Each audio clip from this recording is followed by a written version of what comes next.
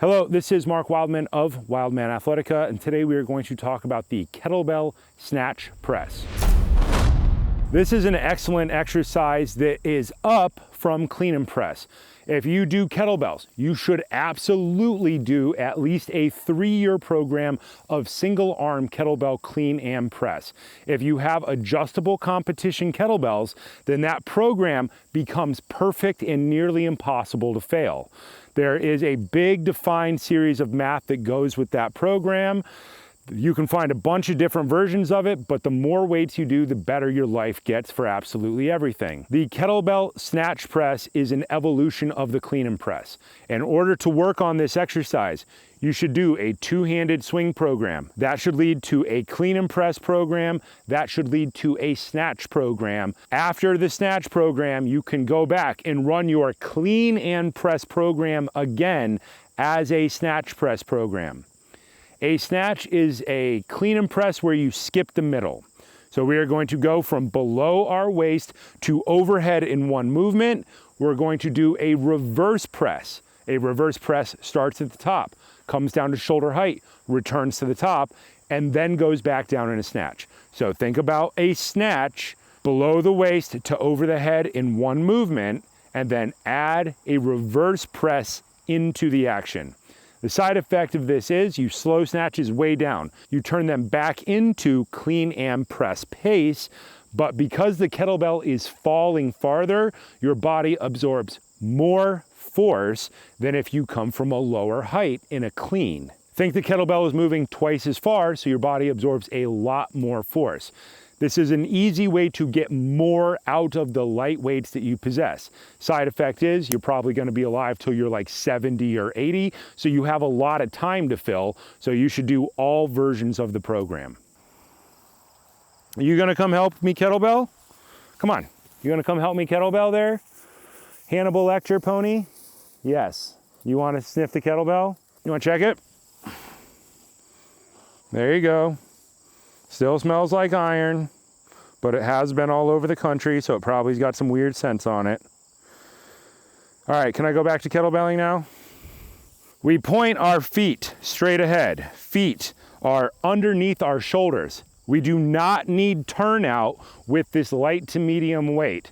We should have our feet underneath us. We should be mimicking normal standing position, which is feet straight ahead. If your feet are turned out and your ankles are rolled in, that is something that you can absolutely fix by checking your feet every single rep.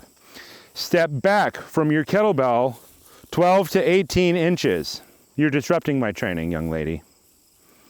Do you have to be right here? What if I went behind you? Would that be okay? Step back from your kettlebell, 12 to 18 inches. Thumb points towards the sky, thumb points down. Get down to your kettlebell, hold it in the close corner. Push the weight back, snatch all the way up to the top.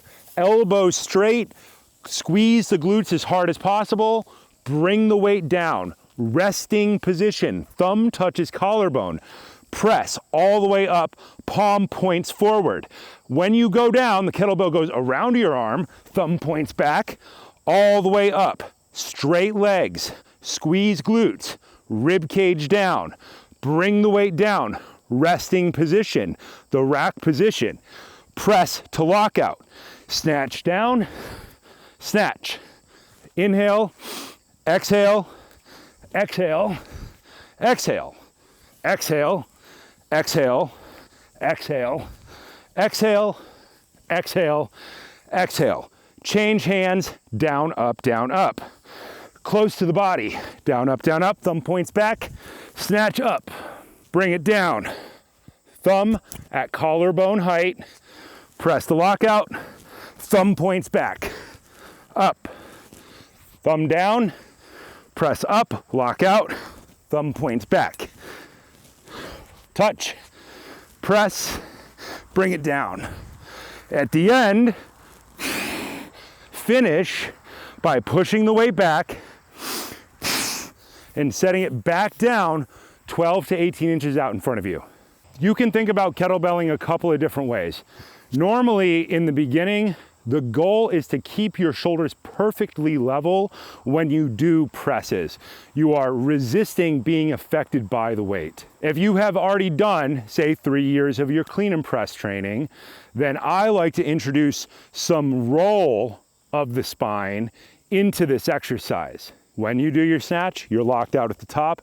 Bring the weight down, thumb height of the collarbone, palm faces the center line. I like to roll down to the side to bring my elbow to touch my hip, introducing roll to the spine.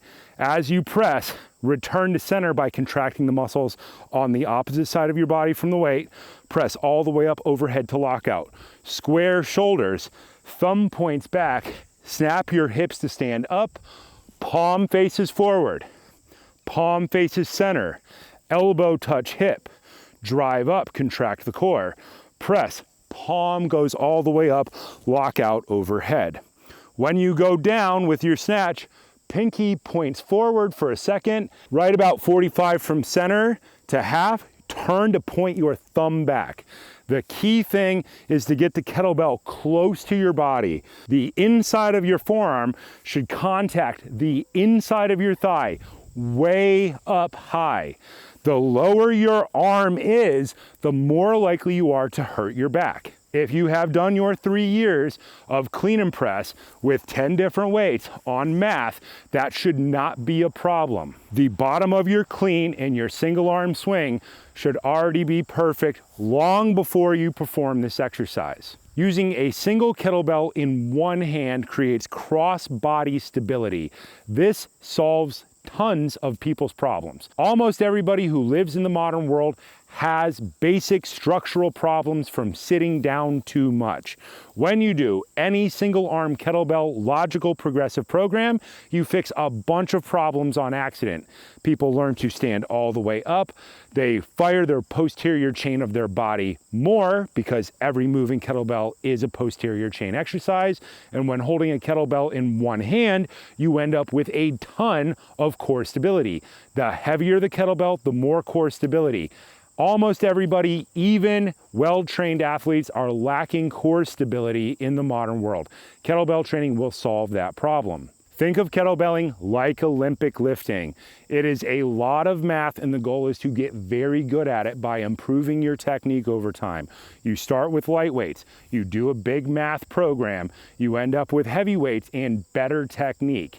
You are both getting stronger and getting better technique. That is true of all sports. Kettlebells are just the cheapest way to do good training anywhere in the world. You do not need a gym. You can do it in a 5th floor walk-up in London. You can do it in New York. You can do it in a field. You can put a kettlebell in the back of your truck and you can train in a different location every day. The important part is understanding what and why you are training and then tracking your numbers so you can always get what you want out of training. Kettlebells and heavy club swinging are the absolute best ways to stay in shape absolutely anywhere in the world while emphasizing the most important human movement patterns.